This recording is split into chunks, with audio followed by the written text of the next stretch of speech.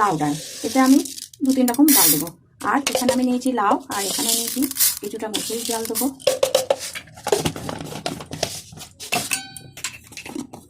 কিছুটা মুগের ডাল দেবো,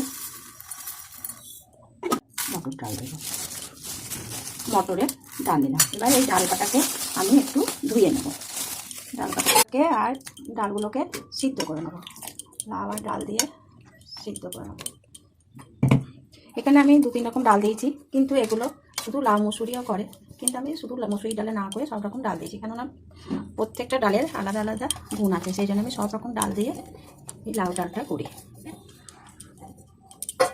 এবার এটাকে আমি কিছুটা জল দিয়ে সিদ্ধ করে নেব।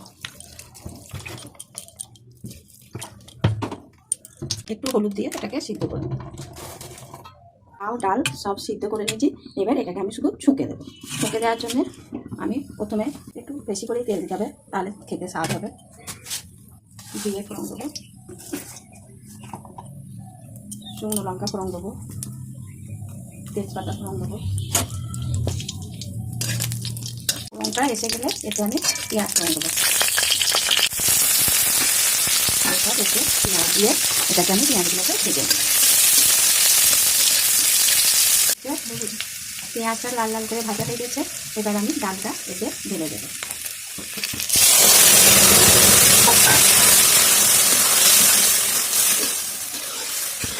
এখানে আমি সেরকম কিছু মশলা ব্যবহার করি নাই, শুধুমাত্র একটুখানি আলুর দম মশলা দিয়ে দিলাম।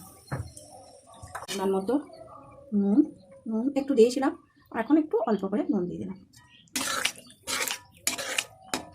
একটু আমি মিষ্টি দেবো, একটু চিনি দিলাম।